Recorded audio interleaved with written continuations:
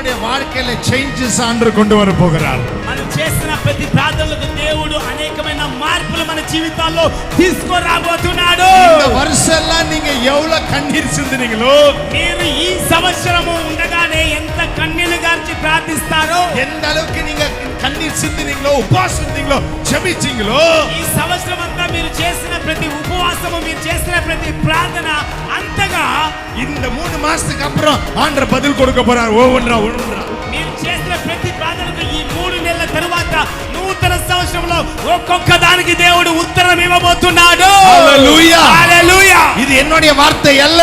అమ్మా అయ్యా, ఇది నా మాట కాదు. This is a word of prophecy. ఇది ఒక ప్రవచనాత్మకమైన మాట.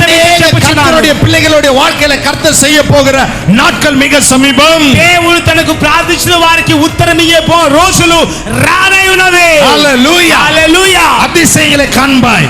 అతి త్వరలో నీవు